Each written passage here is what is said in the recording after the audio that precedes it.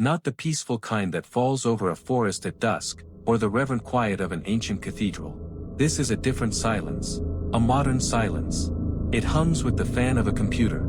It flickers with the cold light of a screen in an empty room. It is the silence of digital emptiness. The ringing quiet of loneliness, draped in a colorful blanket of virtual connection. We are living through the most paradoxical moment in human history. We can talk to anyone, anywhere on the planet, instantly. We know what a former classmate in Canada ate for breakfast, what song a colleague in Australia is listening to on their commute, how the cat of an online friend in Japan plays with a ball of yarn. We have thousands of friends. Literally, thousands. We collect them like stamps or coins, with the fervor of a curator trying to fill every blank space in an album. But in the evening, when the last screen goes dark and the city outside grows quiet, that specific silence returns. And in it, a simple, deeply uncomfortable question arises. Where is everyone? Where are these thousands? Why is it that in this physical, tangible reality, in this room that smells of coffee and dust, where you can hear a child crying next door and the familiar drip of a leaky faucet, why is there no one here but you? Why does the phone, this portal to a world of endless communication, not ring with an invitation to meet, but only occasionally flashes with a notification for a new like? This is not an accident. It is a journey. A long road we have walked, without even noticing. This is not the evolution of technology. No. This is the evolution of loneliness. Let us take a journey back in time. Not to yearn for some mythical golden age, but to understand at which point on this spiral we lost each other. Our story begins at the dawn of the 20th century. The world was vast and slow. A person's social life was etched into a rigid, but sturdy, framework. The village. The city block. The church parish. The workshop. Your tribe. Loneliness in that world was a physical threat. Left behind by everyone, you simply would not survive. Your neighbor was not just the person next door. He was your insurance against a fire. She was the one who would share bread with you in a hungry winter. Social bonds were thick, inevitable, sometimes suffocating, but they were your flesh and blood. Loneliness here was a quiet whisper at the edge of life's common noise. It was drowned out by shared festivals, collective labor, and the necessity of looking in the eyes of the person you had argued with, because tomorrow you would need to work alongside them again. Then, the world began to accelerate. The era of the telephone arrived. And here, the first, almost invisible crack appeared. The telephone gifted us the illusion of conquering distance.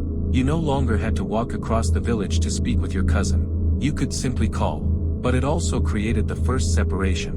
We stopped seeing the eyes of the person we were talking to, their smile, the stoic tear they tried to hide. The voice in the receiver was just a shadow of the person. The first, most elegant mask. We began to communicate with shadows. It was convenient. It was the beginning. Next came the giant cities. The anonymity of the crowd. You were alone among millions. You rode the subway, pressed against dozens of others, yet you knew not a single name. Your tribe had expanded to an unimaginable size and had ceased to exist. Your neighbor in the apartment building was no longer a guarantor of survival, but a stranger who might pose a threat. We learned to build personal spaces in public places. We put on headphones, buried our noses in a newspaper, then a book, and then a smartphone. We built invisible walls. We voluntarily caged ourselves, because it felt safer. And then, our grand arrival.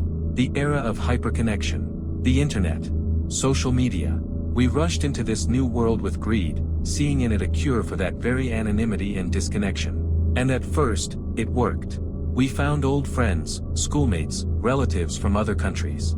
It was a celebration. We thought we were getting back that lost tribe, but on a perfect, global scale. But we failed to account for one thing. The algorithm. Our digital tribe turned out to be constructed not by us, but for us. It was governed by the simple, impartial logic of engagement. And what creates engagement best?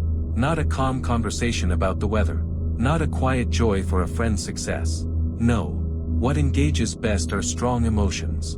Vivid, contrasting, shocking ones. Elation, outrage, envy, indignation. We were gradually trained into an emotional addiction. We began to consume not each other's lives, but their most spectacular, most polished to a gleam moments. And we began to showcase our own. Thus, a new kind of loneliness was born. Digital loneliness. It is more insidious than its predecessor. Before, you were alone, and you knew it. Now, you are alone, while constantly bathing in the illusion of connection. You are alone, but you have 1,000 friends. This is a schism, a fracture that our psyche is powerless to handle. We replaced the warm, imperfect, living handshake with a cold, perfect like. We replaced the long, meandering conversation over a cup of tea, filled with pauses and glances out the window, with a quick, efficient, but soulless comment. We replaced the shared experience of a moment, with all its smells, sounds, and tactile sensations, with the shared consumption of a digital copy of that moment. And here we are.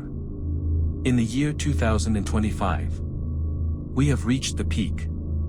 Virtual reality offers us headsets to meet friends as perfect avatars in perfect digital worlds. Artificial intelligence stands ready to become our personal confidant, always available to listen and offer support. The smart home anticipates our desires. It seems we have technologically defeated loneliness.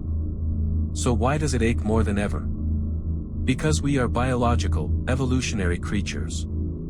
Our brain, our soul, our psyche, they were shaped by millions of years of life in small tribes, where what mattered was not just words, but the tone of voice, not just facts, but micro-expressions, not just ideas, but the warmth of a shoulder beside you on a cold night. We do not need a perfect avatar. We need an imperfect human, with laugh lines around their eyes and a funny mole on their cheek. We do not need an flawless algorithm. We need a friend who can tell us a hard truth, and then silently hand us a glass of wine. 1,000 friends online is a mirage. It is an attempt to quench a thirst by looking at a picture of water. We have built a system that exploits our fundamental need to belong, while selling us a cheap substitute. We optimized communication, we squeezed out all the inefficiency, all those pauses, sighs, and awkwardnesses that make it human, and we were left with a sterile, high-speed product, utterly devoid of nutritional value. And now we stand at a crossroads. We will not abandon technology. That is impossible and unnecessary. But we must consciously reclaim what was stolen by this quiet evolution. We must practice digital detox. We must relearn how to call, not just text. We must schedule face-to-face meetings and leave our phones in our pockets. We must be willing to embrace the awkwardness of live conversation, its slow pace, its beautiful unpredictability. We must be brave enough to say to a friend, let's meet up. Just because. I miss you. Because the only cure for loneliness that humanity has ever invented, throughout its entire history, is another person. Not their digital footprint. Not their profile. Not their avatar. A living, breathing, authentic person. Right beside you.